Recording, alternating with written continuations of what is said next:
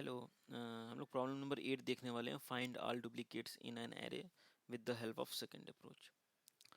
तो यहाँ पर हम लोग जो हम लोग ने प्रॉब्लम नंबर 7 किया था, वहाँ पे हम लोगों ने देखा था कि वहाँ पे हम लोगों ने एक न्यू एर नाम से नया एरे यूज किए थे, जिसकी वजह से वहाँ पर जो उसकी स्पेस कॉम्प्लेक्सिटी थी वो इंक्रीज हो गई थी और वो बिग ऑफ एन आ रही थी।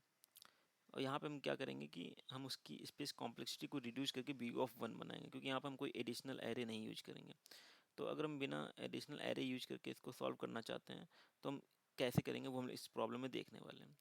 और वहाँ पर जो हम लोगों ने टाइम कॉम्प्लेक्सिटी देखा था वो बिग ऑफ एन था। टाइम कॉम्प्लेक्सिटी यहाँ भी बिग ऑफ एन सेम ही रहने वाला है, बट डिफरेंस आएगा कि यहाँ पे स्पेस कॉम्प्लेक्सिटी उसकी रिड्यूस होकर बिग ऑफ 1 हो जाएगी। तो हम लोग इस प्रॉब्लम को कैसे सॉल्व करने वाले हैं वो देखते हैं। क्योंकि वहाँ पे एक्चुअली जो नया एरे था वो बनाने का मकसद ये था कि जो हमारा एक्चुअल वैल्यू है वो चेंज ना हो।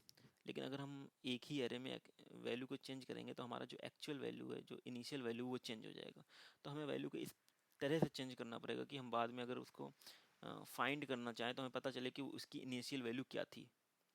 तो इसको सॉल्व करने के लिए एक हम लोग मैथमेटिकल अप्रोच यूज करेंगे, जिसको हम लोग रिमाइंडर बोलते हैं। रिमाइंडर की खास बात ये होती है, लाइक जैसे यहाँ पे हम देख सकते हैं कि जो एरे की लेंथ है वो 8 है। तो अगर मैं लाइक फॉर एग्जांपल इस फिफ्थ इंडेक्स की अगर मैं बात करूँ, तो फिफ्थ इंडेक्स में वैल्यू 3 है, तो मैं क्या कर सकता हूँ, 3 प्लस एर ऑफ लेंथ 8, इसको मैं अगर ऐड करूँ 11 हो गया। अब क्या करूँगा मैं, अगर 11 रिमाइंडर बाई 8, तो वैल्यू क्या आ जाएगी 3। तो मैं क्या कर सकता हूँ, चेंज करने के बाद भी मैं उसकी इनिशियल वैल्यू को देख सकता हूँ कि हाँ इनिशियल वैल्यू उसकी क्या थी। इसी तरह अगर इसमें 11 में मैं फिर से 8 ऐड कर दूँ तो हो जाएगा 19। लेकिन अगर मैं 19 डिवाइड बाई 8 करूँ तब भी इसकी वैल्यू 3 आएगी। तो हमें ये पता रहेगा कि इंडेक्स 5 पे वैल्यू, इनिशियल वैल्यू क्या थी, वो 3 थी। तो हम लोग इस फंडे को यूज करने वाले हैं, जिसकी हेल्प से हमें इनिशियल वैल्यू भी पता चल जाएगा कि क्या था, और हम उसको अकॉर्डिंगली चेंज भी कर पाएंगे। और अगर मान लो मैंने यहाँ पे उसको एक बार चेंज किया है, तो हम क्या कर सकते हैं, जैसे यहाँ पे मेरी वैल्यू आई है 11, तो हम ये भी बाद में हम फाइंड कर सकते हैं कि वो वैल्यू कितनी बार उस एरे में रिपीट हुई है। तो लाइक यहाँ पे अगर 11 है, तो 11 अगर मैं डिवाइड बाई 8 कर दूँ, इसका मतलब 1, तो अभी वो 1 बार रिपीट हुई है। 19 मतलब मैंने 8 बार 2 को ऐड किया है, तो इसका मतलब 19 divide by 8 is equal to 2, मतलब वो वैल्यू 2 बार रिपीट हुई है। तो हमें इस कंडीशन को यूज करना है, इससे हमें ये भी पता चल जाएगा कि उसकी काउंट कितनी है और इनिशियल वैल्यू पे डिफरेंस, मतलब इनिशियल वैल्यू भी पता चल जाएगी वो एक्चुअली जो इनिशियल वैल्यू थी वो थी क्या। तो इस अप्रोच को यूज करके हम लोग इस प्रॉब्लम को सॉल्व करने वाले हैं। तो हम लोग कोड की हेल्प से देखते हैं इसको कैसे सॉल्व करते हैं। तो सबसे पहले तो हमें यहाँ पे एरे डिफाइन करना पड़ेगा। इंट एर इज इक्वल टू, हमारा एरे क्या था, 2435, 2435 और क्या था, 7341, 7341। क्या करते हैं, लोग एक फंक्शन बनाते हैं जिसका नाम रखते हैं डुप्लीकेट्स, और इस फंक्शन में पास कर देते हैं एरे। अब एरे पास किया तो मैं एक फंक्शन भी बनाना पड़ेगा, पब्लिक स्टैटिक वॉइड मेन, मैं भूल जाता हूँ, डुप्लीकेट्स। यहाँ पे मुझे डिफाइन करना है जो हमारा पैरामीटर आएगा वो आएगा इंट डाटा टाइप में, और इसका भी नाम मैं एरे रख देता हूँ। अब मुझे क्या करना है, मुझे 1 बाई 1 पहले तो लीनियर सर्च करना है। लीनियर सर्च मीन्स अगर मैं पहले इसके 0 पे गया, तो 0 इंडेक्स पे क्या है, वैल्यू 2 है। तो अब मैं क्या करूँगा, सेकंड इंडेक्स पे जाके क्या करूँगा, इसको चेंज करूँगा। तो जैसे मैं सेकंड इंडेक्स पे जाऊँगा तो इसको चेंज करके क्या कर दूँगा, 3 प्लस 8 कितना हो जाएगा, 11। अब अगर मैं बाद में कभी सेकंड इंडेक्स पे भी जाके देखना चाहूँ कि इनिशियल वैल्यू क्या थी, तो मैं देख सकता हूँ 11 डिवाइड बाई 8 क्या हो जाएगा, 3 थी। तो इससे मेरी वैल्यू भी चेंज हो गई, और मुझे अगर बाद में देखना पड़ेगा कि इनिशियल वैल्यू क्या थी वो भी मैं देख सकता हूँ। इसी तरह अगर मैं फर्स्ट इंडेक्स पे जाऊँगा 4, तो मुझे क्या करना, फोर्थ इंडेक्स पे जाऊँगा, 4 इंडेक्स पे जाके देखूँगा क्या वैल्यू है, 7, और 7 प्लस 8 कितना हो जाएगा, 15। इसी तरह मैं अब सेकंड पे जाऊँगा, सेकंड पे क्या है, 11। अब सेकंड पे हमारा 11 है, लेकिन इनिशियल वैल्यू इसकी क्या थी, इनिशियल वैल्यू इसकी थी 3। कैसे मैंने निकाला इनिशियल वैल्यू इसकी क्या थी 11 रिमाइंडर 8, इसकी वैल्यू क्या थी 3। तो मैं 3 में जाके क्या करना पड़ेगा, चेंज करना पड़ेगा। तो 3 में जाके मैं देखूंगा 5, तो 5 + 8 कितना हो जाएगा 13। अब मैं जाऊंगा 13x पे, अब 13 से 13 है, लेकिन अब मुझे इनिशियल वैल्यू कैसे पता चलेगा, 13 रिमाइंडर 8, तो 13 रिमाइंडर 8 क्या होगा 5, तो मुझे क्या जाना होगा 5 पे, और 5 पे क्या कर दूंगा मैं 8, तो हो जाएगा 8 11। इसी तरह से मैं अब जाऊंगा फोर्थ पे, फोर्थ पे 15 है, तो 15 डिवाइड बाई 8 7, तो मैं 7 पे जाऊंगा, और 7 पे जाके मैं क्या कर दूंगा 8 ऐड कर दूंगा, तो 9। इसी तरह अब मैं कहाँ जाऊंगा मैं फिफ्थ पे, फिफ्थ पे क्या 11, 11 मीन्स 11 रिमाइंडर 8, तो 3, तो 3 पे जाऊंगा, और 3 पे क्या प्रेजेंट है 13, और 13 + 8 क्या कर दूंगा मैं 21। अब मैं जाऊंगा सिक्स इंडेक्स पे, सिक्स इंडेक्स पे क्या है 4, तो 4 पे जाऊंगा, 4 पे क्या प्रेजेंट है 15, तो 15 और 8 कितना हो जाएगा 23। इसके बाद मैं जाऊंगा 7 पे, 7 पे 9 है, 9 इसके बाद क्या करूँगा 9 रिमाइंडर 8 1, तो 1 पे जाके मैं क्या कर दूंगा 1 पे क्या है 4, तो 4 और 8 क्या हो जाएगा 12। अब मुझे कैसे पता चलेगा कौन सी वैल्यू रिपीट हो रही है, कौन सी वैल्यू रिपीट नहीं हो रही है। तो सिंपल फंडा है कि जो भी वैल्यू अभी अपडेटेड वैल्यू एरे में प्रेजेंट है, क्योंकि हमने वहाँ पे क्या किया है कि हमने वहाँ पे 8 को ऐड किया है, तो जाहिर सी बात है अगर मैं 8 को 2 बार ऐड किया होऊंगा तो 8 8 16, अब पहले से कुछ न वैल्यू रही होगी, जैसे 1 2 3 4, तो वो हमेशा जो वैल्यू होगी, अगर मैंने 2 बार 8 को ऐड किया है तो ग्रेटर देन 16 ही होगी। अगर ग्रेटर देन 16 होगी तो मैं 16 डिवाइड बाई अगर मैं 8 करूँगा तो वो वैल्यू भी 2 ही आएगी, या फिर 2 से बड़ी आएगी।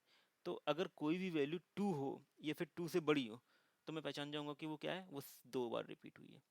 ओके, अब 2 से बड़ी होगी तो 3 4 5 जितनी बार हुई होगी, तो वो मतलब रिपीट 2 से ज़्यादा ही बार हुई होगी।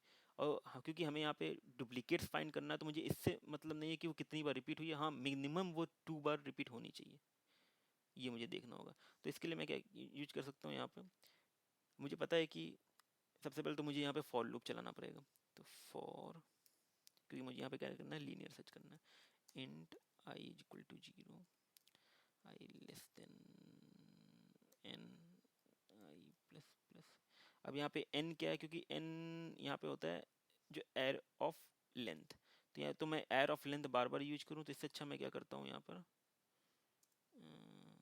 Int n is equal to arr dot length. तो मुझे जहाँ भी एयर डॉट लेंथ की जरूरत पड़ेगी वहाँ वहाँ मैं क्या यूज करूँगा, n यूज कर लूँगा, तो ये मेरे लिए अच्छा हो जाएगा।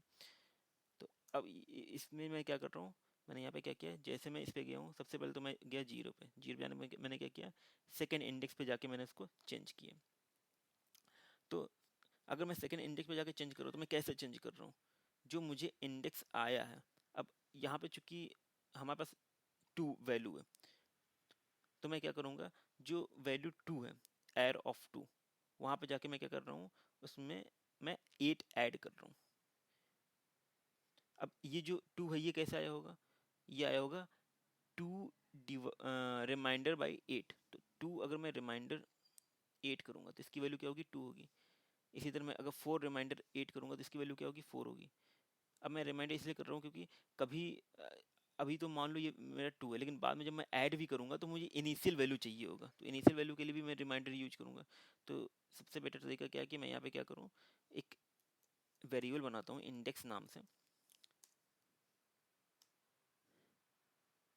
जहाँ पर मैं जो मेरा एरे का वैल्यू होगा उसका remainder by arr dot length जहाँ पे मैंने ये तो, क्योंकि मैं यहाँ पे ऑलरेडी डिफाइन कर चुका हूँ n, तो मैं यहाँ पे n लिख सकता हूँ, n is equal to arr dot length होगा। तो ये क्या हो जाएगा कि कोई भी वैल्यू होगी, क्योंकि हमें चाहिए क्या, उसका इनिशियल वैल्यू चाहिए। अब इनिशियल वैल्यू कैसे आएगा, arr dot i remainder by n, तो 2 अगर रिमाइंडर बाई 8 करेंगे 2 आ जाएगा। अगर यहाँ पे मैं क्योंकि यहाँ पे अपडेटेड होकर वैल्यू 12 हो गई, तो 12 डिवाइड बाई 8 4 आ जाएगा, 11 डिवाइड बाई 8 3 आ जाएगा, 13 डिवाइड बाई 5 तो यहाँ पे 13 डिवाइडेड बाई 8, तो यहाँ पे 5 आ जाएगा। तो इस तरह से हम लोग क्या कर सकते हैं, इनिशियल वैल्यू को निकाल सकते हैं। अब ये करना इसलिए जरूरी है क्योंकि हम बाद में अगर अपडेट भी कर देते हैं तो इससे हमें कोई फ़र्क नहीं पड़ेगा, हम इसकी इनिशियल वैल्यू को निकाल सकते हैं। अब यहाँ पे मैंने इसको जब स्टोर कराया तो हमें क्या करना होगा, हमें उसमें ऐड करना होगा। कहाँ ऐड करना होगा, उस वैल्यू पर जाके ऐड करना होगा। तो मान लो एर, अब इंडेक्स में क्या आया होगा, इंडेक्स में आया होगा जो एर आई रिमाइंडर बाई एन, लाइक यहाँ पे अगर मैं गया हूँ 2 तो 2 रिमाइंडर बाई 8 कितना होगा 2। तो अब मुझे क्या करना है, इस सेकंड लोकेशन पे जाके मुझे ऐड करना है, 8 ऐड करना है। तो मैं क्या करूँगा, एर इंडेक्स, जो मेरा इंडेक्स है मतलब एर 2, वहाँ पे जाके मुझे क्या ऐड करना है, वहाँ पे मुझे जाके एर इंडेक्स में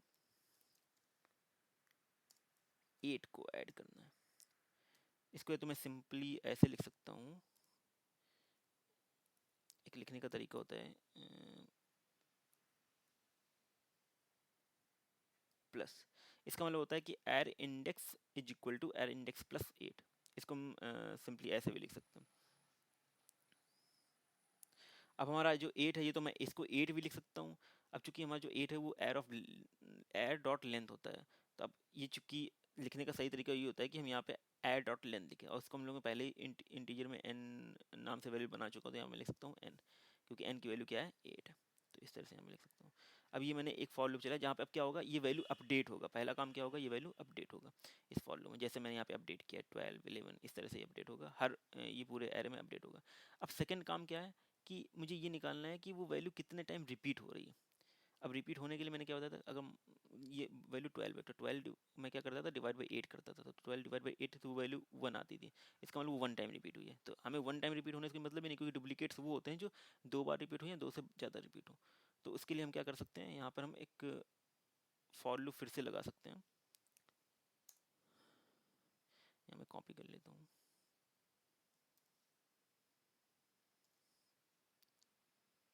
और यहाँ पे एक कंडीशन लगा सकता हूँ कि इफ़,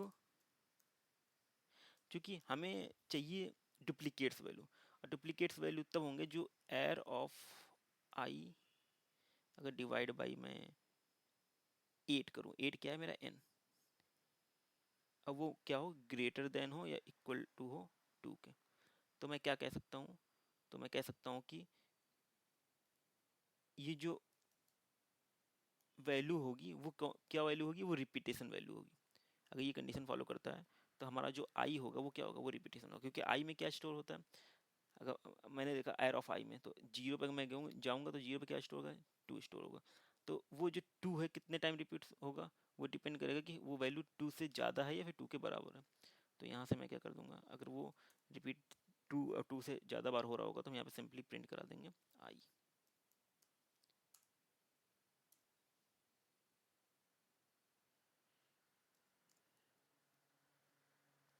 आई को प्रिंट करा देंगे। तो बेसिकली क्या हमने यूज किया, हमने सबसे पहले यहाँ पर वैल्यू को अपडेट किया अकॉर्डिंगली 8 ऐड करके। अगर मैंने 0 पे गया 2 है तो सेकंड पोजीशन में गया 8 ऐड किया, फिर इसका 1 पे गया, 1 पे 4 था, 4 पे जाके मैंने ऐड किया। ऐसे क्या होगा कि अगर वो वैल्यू 2 बार आ रही होगी तो 2 बार 8 ऐड होगा, 2 बार 8 ऐड होगा तो वो 16 प्लस होगा। 16 प्लस होगा तो जाहिर सी बात है हम 16 डिवाइड बाई अगर हम 8 करेंगे तो वो 2 से ज़्यादा होगा। तो 2 से ज़्यादा होगा या फिर 2 होगा, हो सकता है 2 हो या फिर 2 से ज़्यादा हो। तो हम क्या कह सकते हैं कि वो जो वैल्यू होगी वो डुप्लीकेट वैल्यू होगी। तो हाँ, वहाँ पे हम क्या करेंगे, जैसे डुप्लीकेट वैल्यू होगी हम उसकी आई को प्रिंट करा देंगे। तो हम इसको रन करके देखते हैं। तो यहाँ पे वैल्यू क्या आ रहा है, 3 एंड 4। यहाँ पे हम देख सकते हैं कि 3 और 4 2 बार रिपीट हो रहा है। अभी हम एक या क्या करते हैं कि हम 3 टाइम रिपीट करते हैं 4 को। अब हमें इससे फ़र्क नहीं पड़ता, क्योंकि अगर 16 में अगर फिर से मैं ऐड करूँ 8 को तो 24 प्लस होगा, तो ग्रेटर देन अभी भी 2 ही होगा। तो अगर अभी भी वो 2 ही होगा तो वो 3 एंड 4 ही प्रिंट करेगा, क्योंकि हमें सिर्फ कंडीशन इससे मतलब कि वो 2 से ज़्यादा होना चाहिए। 2 से ज़्यादा होना चाहिए इसका मतलब ये है कि उसकी जो रिपीटेशन है वो 2 से ज़्यादा होगी, वो डुप्लीकेट वैल्यू होगी। बस 1 नहीं होना चाहिए। अब 1 इस केस में नहीं होगा, क्योंकि हम उसमें अगर 8 ऐड कर रहे हैं और मैक्सिमम हमारा जो इंडेक्स है वो 7 है, तो 7 प्लस 8 15 होता है। तो 15 डिवाइड बाई अगर मैं 8 भी करूँगा तो वो वैल्यू 1 ही होगी। तो इस तरह से हम इस प्रॉब्लम को सॉल्व करेंगे। और यहाँ पर हम देख सकते हैं कि इसकी जो स्पेस कॉम्प्लेक्सिटी है वो इसकी बिग ऑफ 1 है।